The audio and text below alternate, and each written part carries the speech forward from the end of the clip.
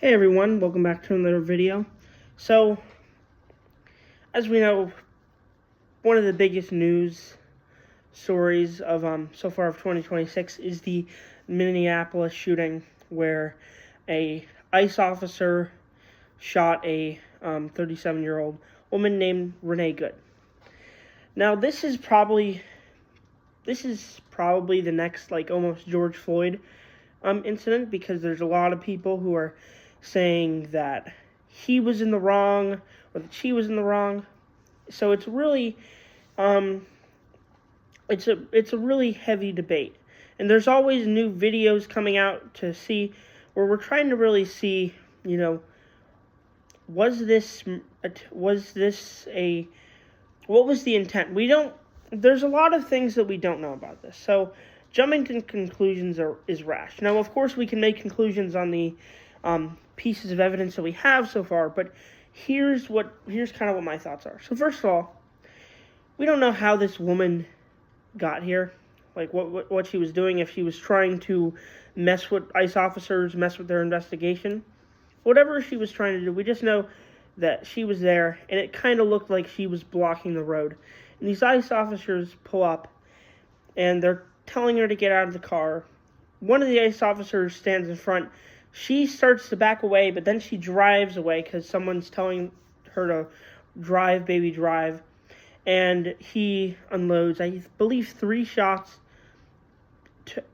towards her face, and she died. Now, first of all, I'm not going to say that this was completely anyone's fault, because that's not a rational way to look at this. But of course, with the evidence that we do have, I definitely think that there is someone who's at fault. So I think the way she's at fault is that she shouldn't have left. When someone is telling you to get out of the car, that's not really that you should probably just get out of the car. It's going to be a lot easier, especially if you're an American citizen. But I think there was also, where he's at fault is that a lot of people are defending him for acting out of self-defense, and that she tried to ram him, run him over, so he was just acting out of self-defense. And I don't think that's really a defense that he can use. There are some people will say that the video show that he was clearly hit, but I can't really see if he was hit. It seemed like he was hit, but a lot of the noise was cut off by the gunfire, so we don't really know what happened. But now, of course, a lot of you might disagree with me, but we don't know fully if he was hit. But also,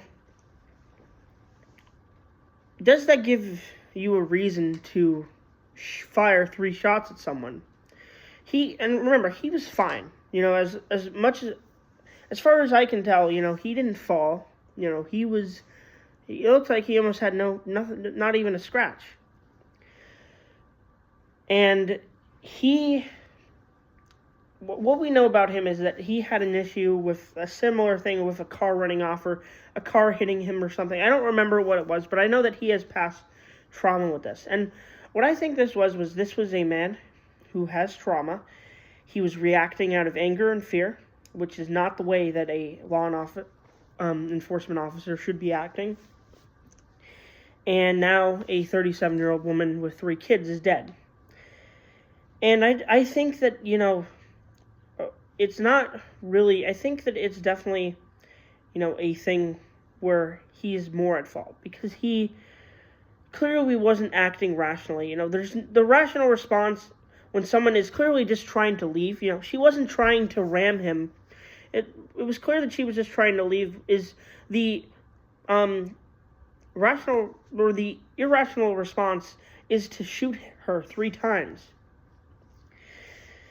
And I just don't think that he can really claim that it was self-defense. Sure, he can say, I legitimately believe that she was going to try and kill me, or I legitimately believe that she was going to try and kill other people in a chase. I've heard a lot of those arguments as well. But so what's the legal? Because I'm no legal expert. The most legal experience I have, I'm a 15-year-old high school student. Is I have a criminal law class, so I know. I have a basic understanding of specific legal, like how you charge something with this. And he can't use a self-defense claim because there's no proof that you cannot prove that she was trying to kill him. You can't. You can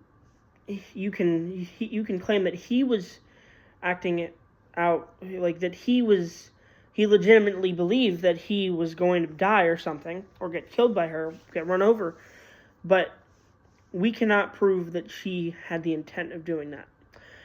And I think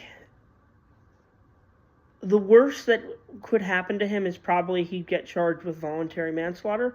And what is that? Voluntary manslaughter, all that means is that he killed in the heat of the moment, that he didn't have enough time to cool off or react, so he shot her and killed her.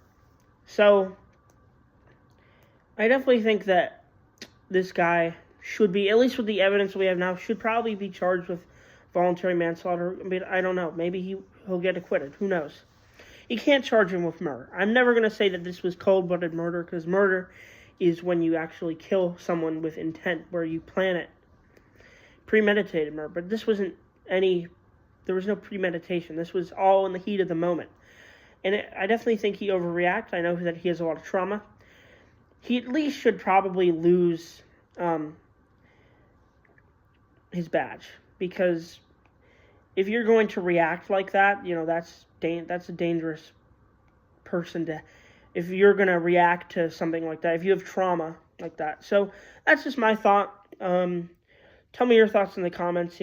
I know that there's a lot of conservatives who probably are going to disagree with me, but, it's great to hear your opinions. All right. Thank you. Bye.